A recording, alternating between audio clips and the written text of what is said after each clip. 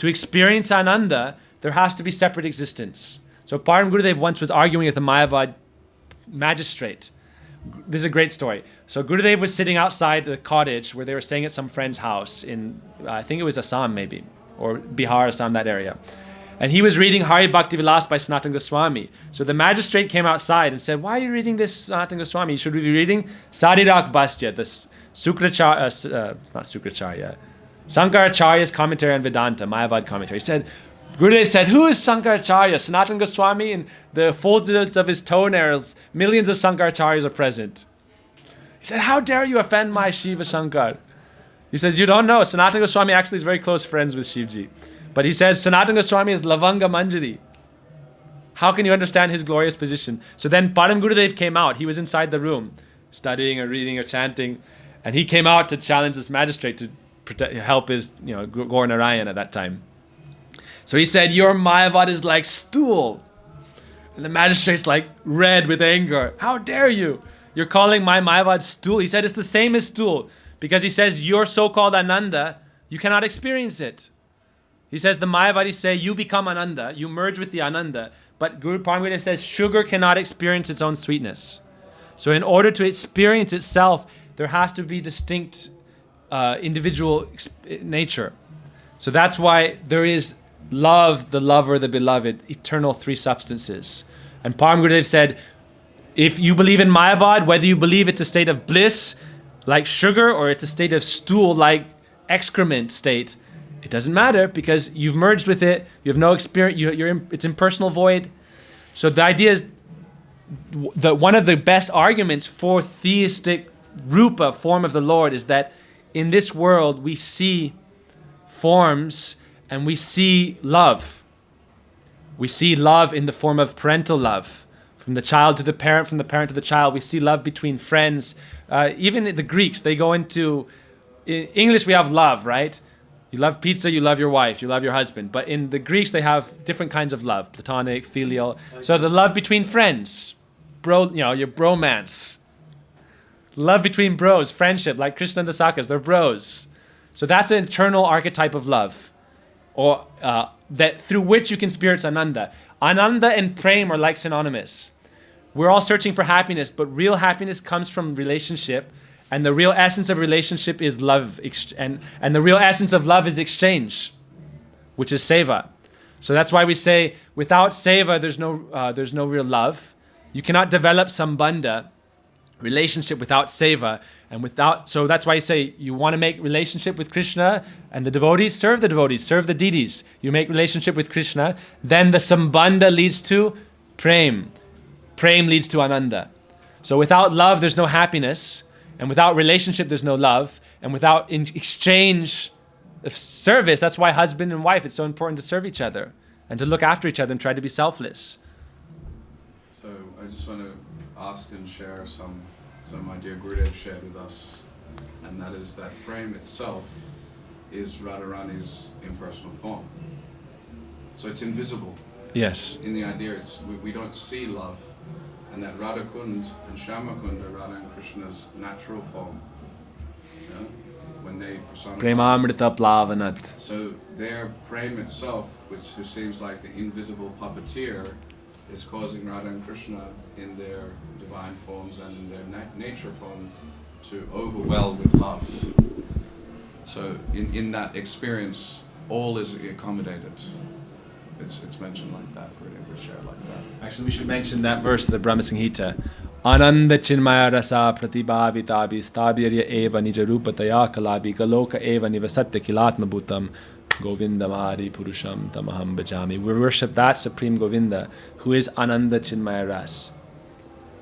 By worshipping that Ananda Chinmaya Ras, we can enter and experience that. Then Nija Rupa Daya Kalabi means from his own transcendental form, Nija Rupa, Dayabi, all Kalabi, his Shakti, Srimati Radhika, is eternally present with him, but that one Tattva appears in two forms to experience Prem. To experience love, Radha Krishna appear in two forms, but really Shakti, Shakti, Matorda, Beta, you cannot divide them. There are two, Bhaktisiddhanta Prabhupada says, two eternal divine moieties. Not two. A moiety means two inseparable halves.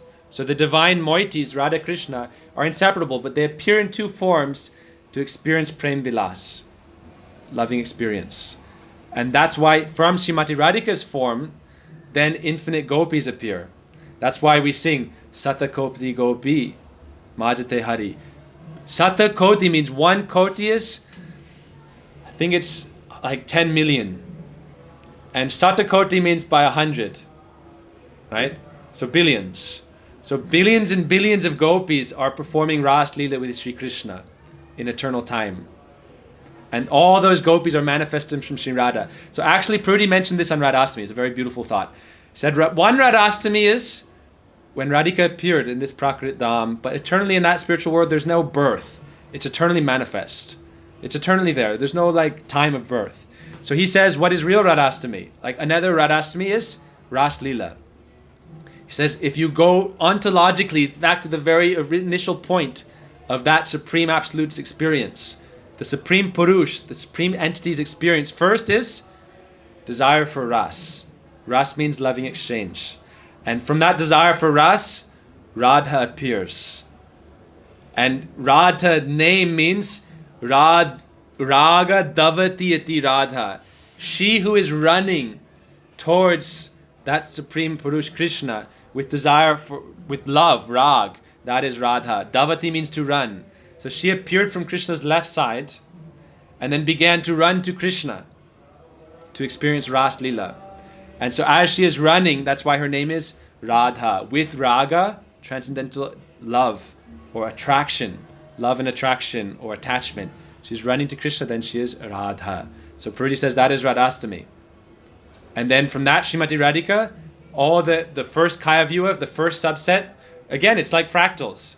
Because from Srimati Radhika, Kaya Vyuha expands to the 8 Sakis. Then from the 8 Sakis, 64, 8 by 8.